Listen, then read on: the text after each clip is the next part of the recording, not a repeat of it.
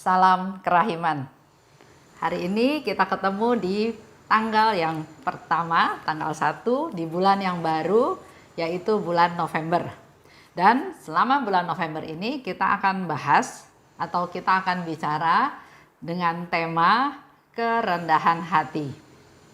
Kita mulai ya. Dalam nama Bapa dan Putra dan Roh Kudus. Amin. Kita akan baca dari diary nomor 55A. Kita buka sama-sama 55A. Tahun 1933, nasihat rohani yang diberikan kepadaku oleh Pastor Andras SJ. Pertama, suster tidak boleh menghindar dari inspirasi batin ini. Tetapi katakanlah selalu semua itu kepada Bapak pengakuanmu. Kalau suster yakin bahwa inspirasi batin itu tidak hanya berkaitan dengan dirimu sendiri, artinya semua itu bermanfaat untuk jiwamu dan untuk jiwa-jiwa lain, aku mendesak suster untuk mengikutinya. Suster tidak boleh mengabaikannya, tetapi selalu melakukannya dengan berkonsultasi dengan Bapak pengakuanmu. Kedua, kalau inspirasi batin itu tidak selaras dengan iman atau semangat gereja, harus langsung ditolak sebagai sesuatu yang datang dari roh jahat. Ketiga, kalau inspirasi itu tidak berkaitan dengan jiwa-jiwa pada umumnya atau tidak sungguh bermanfaat bagi mereka, suster hendaknya tidak menanggapinya terlalu serius dan kiranya akan lebih baik untuk mengabaikannya. Tetapi, hendaknya suster tidak mengambil keputusan seorang diri, sebab dengan mudah akan tersesat meskipun rahmat-rahmat ilahi yang besar. Rendah hatilah, dan sekali lagi rendah hatilah. Karena manusia tidak dapat berbuat suatu pun dari dirinya sendiri. Segala sesuatu itu murni karena rahmat Allah. Suster berkata kepadaku bahwa Allah menuntut kepercayaan yang besar dari jiwa-jiwa. Maka, suster harus menjadi orang pertama yang menunjukkan kepercayaan itu. Dan satu kata lagi, terimalah semua ini dengan pikiran yang jernih. Inilah kata-kata dari salah seorang bapak pengakuan, suster, Allah sedang mempersiapkan banyak rahmat istimewa bagimu, tetapi berusahalah membuat hidupmu sebening tetes air mata di hadapan Tuhan, dengan tanpa mempedulikan apa yang dipikirkan orang lain tentang suster. Biarlah Allah cukup bagimu, hanya Dia. Menjelang akhir novisiatku, seorang bapak pengakuan, yaitu Pastor Theodor Saputra, berkata kepadaku, gunakanlah seluruh hidupmu untuk melakukan yang baik, sehingga aku dapat menulis pada lembaran-lembaran hidupmu. Ia menggunakan seluruh hidupnya untuk berbuat baik. Kiranya Allah mewujudkan semua ini dalam diri suster. Pada waktu yang lain, Bapak pengakuan berkata kepadaku, bersikaplah di hadapan Allah seperti janda miskin dalam Injil. Meskipun uang yang ia masukkan ke dalam peti persembahan itu kecil nilainya, di hadapan Allah nilainya jauh lebih tinggi daripada semua persembahan besar dari orang-orang yang lain. Pada kesempatan lain, aku mendapat nasihat ini. Berusahalah supaya semua yang datang bertemu denganmu akan pergi dengan penuh sukacita. Taburkanlah harumnya kebahagiaan di sekitarmu, sebab kamu telah menerima banyak hal dari Allah. Jadi, berilah dengan murah hati kepada orang lain. Hendaknya mereka meninggalkan kamu dengan hati yang lebih bahagia, juga kalaupun mereka hanya menyentuh pinggir jubahmu. Camkanlah baik-baik kata-kata yang saat ini kusampaikan kepadamu. Pada kesempatan lain, ia masih memberiku anjuran berikut ini. Biarlah Allah mendorong perahumu ke tempat yang dalam. menuju lubuk kehidupan batin yang tak terselami. Panjang ya, 55A. Suster Faustina mencatat dalam diary-nya nasihat yang dia diterima dari Pastor Andras SJ. Pertama, tidak boleh menghindar dari inspirasi batin ini. Kalau inspirasi batin itu bermanfaat untuk jiwamu dan untuk jiwa-jiwa lain. Tidak boleh mengabaikannya, tapi harus selalu melakukannya. Jadi kita juga sering ya atau dengar atau teman bertanya, saya kayaknya mendengar suara Tuhan, saya kayaknya mendapat inspirasi batin. Apakah itu dari Tuhan ataukah itu bukan dari Tuhan, atau dari suara hati sendiri, atau dari keinginan, atau dari malah kuasa si jahat. Di sini Pastor Andras memberi nasihat baik kepada Suster Faustina juga kepada kita semua. Jadi kalau dapat inspirasi batin itu harus dievaluasi lagi, direnungkan lagi, dilakukan discernment ya, betul-betul dipikirkan. Pertama, apakah berguna buatmu dan buat orang banyak? Kalau itu lakukan langsung, jangan ragu, jangan mengabaikannya atau bahkan jangan menunda. Kedua, kalau tidak selaras dengan iman dan semangat gereja, langsung ditolak. Karena pasti itu bukan dari Tuhan tapi dari roh jahat. Nah, yang ketiga, ada lagi inspirasi batin tidak berkaitan dengan jiwa-jiwa, tidak sungguh bermanfaat buat mereka. Jadi, nggak usah ditanggapi, ya, abaikan saja. Di sini kita berarti sudah tahu kalau kita mendapat inspirasi batin, mendapatkan sesuatu suara atau pemikiran atau pencerahan, lihat, kalau inspirasi batin itu berguna untuk orang banyak, lakukan segera, jangan ditunda. Lanjut ya, dikatakan lagi oleh Bapak Pengakuan, rendah hatilah dan sekali lagi rendah hatilah. Jadi memang kita diminta untuk rendah hati. Bukan satu kata ya, bahkan Romo itu mengulang sampai 3 kali. Rendah hatilah, rendah hatilah, rendah hatilah. Karena, kenapa kita diminta rendah hati? Karena manusia tidak dapat berbuat suatu pun dari dirinya sendiri. Segala sesuatu murni karena rahmat Allah. Jadi, kalau kita masih berpikir, saya pinter, saya hebat, saya cantik, saya bisa memberikan solusi, saya bisa ini, saya bisa itu buntut-buntutnya nanti kita bisa jadi sombong. Kita bisa meremehkan orang lain, menyepelekan orang lain. Sekarang di tanggal 1 ini kita diingatkan bahwa segala sesuatu itu dari Tuhan. Kita ini nggak ada apa-apanya, kita ini papa. Oleh sebab itu jangan menyombongkan diri, jangan seolah-olah itu kepandaian kalian, kehebatan kalian. Tapi di sini dikatakan manusia tidak dapat berbuat suatu pun dari dirinya sendiri. Kalau kita bisa melakukan ini itu karena semata-mata rahmat Allah. Pastor bilang lagi, Allah menuntut kepercayaan yang besar dari jiwa-jiwa, ya. Maka Suster Faustina maksudnya ya, harus jadi orang pertama yang menunjukkan kepercayaan itu, yang punya iman itu. Begitu pula kita dalam keluarga kita masing-masing ya. Kalau baru saya aja, baru bapak atau ibu yang di rumah yang tahu tentang devosi kerahiman, yang tahu tentang rahmat Tuhan, yang tahu tentang perintah Tuhan, kita yang harus punya iman menunjukkan bahwa ya saya percaya. Justru melalui iman kita nanti bisa nular, bisa menyebar ke anggota keluarga yang lain. Jadi kita yang harus menunjukkan kepercayaan tersebut. Allah sedang menyiapkan banyak rahmat. Rahmat yang istimewa buat engkau, suster, kata Bapak Pengakuan ya. Tapi berusahalah membuat dirimu sebening tetes air mata di hadapan Tuhan. Dengan tanpa peduli apa yang dipikirkan orang lain. ini juga sama ya, kita kadang-kadang mau berbuat baik, tapi takut nanti orang pikir kita cari muka, orang pikir kita mau show bahwa kita baik ya.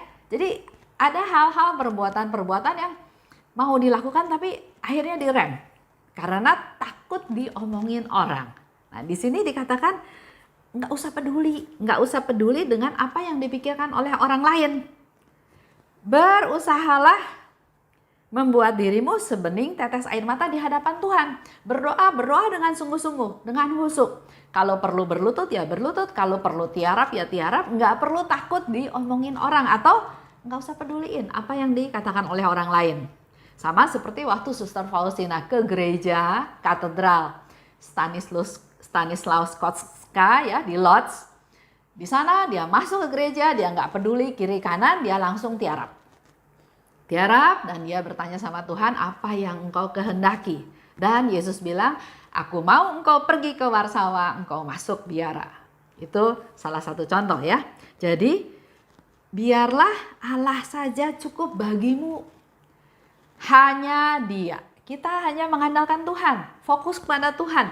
Jangan diganggu oleh orang-orang sekitar, nanti takut pendapat orang, takut diomongin orang.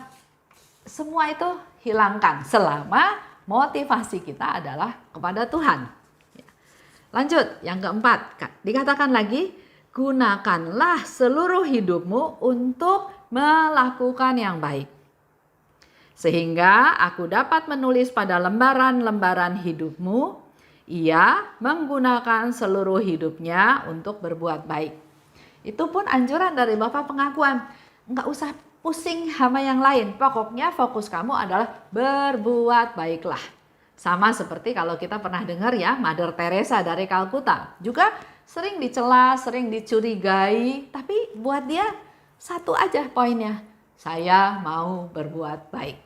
Terserah orang mau bilang apa, tapi langkah saya adalah saya mau berbuat baik. Nah, yang sering terjadi masalah adalah saya mau berbuat baik, tapi saya ingin perbuatan baik saya ini dalam tanda kutip diketahui atau diterima, minimal terima kasih misalnya ya. Nah itu udah mulai salah ya. Kalau kita melakukan perbuatan baik, harus perbuatan baik yang walaupun yang tidak ada embel-embel, yang tidak mengharapkan reward, mengharapkan hadiah atau bahkan mengharapkan ucapan terima kasih, nggak usah. Berbuat baik, just berbuat baik. Nggak peduli orang itu akan merespon apa, tapi yang dilakukan adalah berbuat baik. Bersikaplah seperti janda miskin di hadapan Allah. Persembahannya kecil nilainya, tapi di mata Allah nilainya jauh lebih tinggi dari persembahan lain. Jadi kembali lagi, kita nggak usah takut diomongin orang, nggak usah takut pendapat orang, tapi yang penting adalah ketulusan. Janda miskin ini memberikan uang, jumlahnya sangat kecil, tapi dia memberikan seluruhnya. Dia memberikan dengan ketulusan. Kelima, berusahalah supaya semua yang datang bertemu denganmu akan pergi dengan penuh sukacita. Jadi niatnya dari kita ya, dari saya. Kalau ada orang datang bertemu dengan saya, dalam pikiran saya harusnya orang itu waktu pulang mengalami sukacita, penuh dengan sukacita. Sebab kamu telah menerima banyak dari Allah, jadi berilah dengan murah hati pada orang lain. Kita terima banyak dari Tuhan ya. Maka di sini dikatakan oleh Bapak Pengakuan, maka kamu pun harus memberikan kepada orang lain dengan murah hati, sebab kamu sudah terima banyak dari Tuhan. Berusahalah supaya orang yang datang padamu pulangnya itu lebih sukacita. Hendaknya mereka meninggalkan kamu dengan hati yang lebih berbahagia. Memang susah ya. Kadang-kadang kita ingin berbuat baik. Apakah setelah ketemu sama kita terus dia akan sukacita? Belum tentu ya. Contoh, ada satu cerita. Ada suami istri, dia datang ke rumah saya bawa resep obat, mau tebus obat ke apotek. Dia bilang dia nggak ada uang. Jadi saya tanya berapa kira-kira harganya. Saya kasih, oke, ya sudah kan? Seminggu 2 minggu kemudian dia datang lagi. Dia bilang katanya dia harus nebus obat lagi. Dan dia juga nggak punya uang, jadi dia mau minta lagi uang untuk supaya dia bisa nebus obat. Saya merasa, aduh kasihan amat ya orang ini, bolak-balik hanya untuk ambil uang dari saya untuk dia beli obat. Jadi saya punya inisiatif, udah sini resepnya kasih saya aja. Saya yang tebus, jadi kamu bisa tebus lebih banyak, nggak usah 2 minggu, mungkin bisa sebulan, mungkin bisa 2 bulan langsung ya. Seperti itu. Apa yang terjadi? Saya punya niat baik kan, memberi lebih. Bahkan saya yang mau nebus obatnya ke apotek. Tapi yang terjadi adalah dia bilang, enggak, saya perlu uangnya aja, nanti saya tebus sendiri. Saya jadi heran, loh kok saya mau berbuat sesuatu yang lebih, kok malah dia nggak mau. Timbul pemikiran, kenapa ya? Jadi saya bilang, kalau mau saya yang tebusin obatnya. Tapi kalau sekedar kasih uang, sekarang saya nggak mau. Orangnya pulang, otomatis nggak bersuka cita. Karena apa yang dia harapkan, nggak saya penuhi. Tapi saya juga merasa, apa yang saya lakukan menurut saya benar. Karena saya mau berbuat sesuatu, tapi kok dia nggak mau terima. Setelah itu, saya ketemu sama teman yang lain. Ngobrol sana, ngobrol sini, akhirnya saya tahu bahwa dua suami istri ini memang memakai resep obat itu untuk minta-minta. Jadi mungkin juga nggak tebus obatnya, hanya untuk supaya kita tergerak untuk bantu dia kasih uang. Tapi ternyata sebetulnya itu sama dia dipraktekkan. Apakah waktu dia pulang dari rumah saya dia sukacita? Pasti enggak. Tapi setelah dengar cerita itu, saya berdoa. Saya berdoa supaya Tuhan menjamah dua suami istri ini, supaya dia sadar bahwa apa yang dilakukan itu tidak benar. Dan waktu itu dalam hati saya nggak merasa menyesal, saya nggak merasa bersalah, karena saya justru menyadarkan dia untuk dia tidak menggunakan trik itu untuk membohongi orang-orang. Ya. Tapi sekarang setelah baca ini, artinya yang saya lakukan belum benar dalam tanda kutip. Harusnya orang itu biar bagaimanapun harusnya pulang dengan lebih sukacita. Itu yang menjadi PR saya, yang menjadi apa yang saya harus lakukan berikutnya. Lanjut ya. Yang keenam, Bapak Pengakuan juga berkata bahwa biarlah Allah mendorong perahumu ke tempat yang dalam, menuju lubuk kehidupan batin yang tak terselami. Jadi kita pun perlu minta Tuhan mendorong kita ke tempat yang lebih dalam untuk lebih mengevaluasi kehidupan batin kita, untuk kita tahu langkah-langkah kita berikutnya. Sama seperti tadi cerita tadi. Sebelum saya baca diary ini, saya merasa saya sudah melakukan hal yang baik. Pertama, saya memberi apa yang dia minta. Kedua, waktu dia datang lagi, saya bahkan mau memberi lebih banyak dengan menebus obat tersebut sehingga dia nggak usah bolak-balik.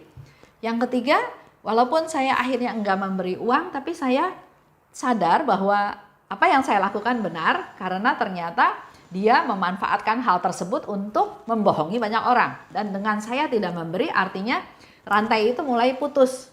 Bahwa dia supaya sadar bahwa dia tahu bahwa dia melakukan hal yang salah. Dan saya berdoa buat dia supaya dia juga menjadi sadar. Ya. Jadi menurut saya melakukan yang benar. Tapi setelah baca diary ini ternyata Tuhan bilang, ayo masuk lagi ke tempat yang lebih dalam. Coba renungkan, coba olah lagi, dan saya mendapat kesimpulan bahwa tetap orang itu waktu pergi dari rumah saya harus berbuat sedemikian rupa supaya dia mendapat sukacita. Bukan ngambek, bukan marah. Nah, ini langkah yang harus saya lakukan lebih lanjut. Itu aja untuk hari ini. Besok kita lanjut dengan nomor 55B. Tutup ya dengan doa. Dalam nama Bapa dan Putra dan Roh Kudus, amin. Allah Bapa yang Maha Baik, terima kasih karena penyertaan-Mu sehingga pada hari ini kami mulai masuk ke bulan yang baru, yaitu bulan November. Dan kami semua mau membahas, mau sharing, mau berbicara, mau memperoleh pencerahan dari-Mu Tuhan mengenai kerendahan hati. Seperti yang Bapak pengakuan dari Suster Faustina katakan, rendah hatilah, dan sekali lagi rendah hatilah. Ampuni kami ya Tuhan, yang sering sombong, sering merasa hebat, sering merasa bisa ini, bisa itu karena kemampuan kami, karena kehebatan kami, karena daya pikir kami. Tapi hari ini kami menjadi sadar Tuhan bahwa segala sesuatu itu berasal daripada-Mu. Segala sesuatu itu adalah rahmat dan karunia daripada-Mu. Kami sendiri tidak punya apa-apa, kami manusia papa, manusia yang tidak berdaya. Oleh sebab itu Bapa, jamahlah kami agar kami bisa menjadi orang-orang yang rendah hati. Kami mau belajar daripada-Mu Tuhan, agar kami mampu membuka diri kami, membuka hati kami, membuka jalan pikiran kami. Berilah kami pencerahan Tuhan bahwa selama ini yang kami lakukan masih banyak hal-hal yang mengecewakan Engkau. Berkati kami semua Tuhan, agar kami menjadi orang-orang yang rendah hati seperti yang Engkau kehendaki. Amin. Dalam nama Bapa dan Putra dan Roh Kudus. Amin. Salam kerahiman.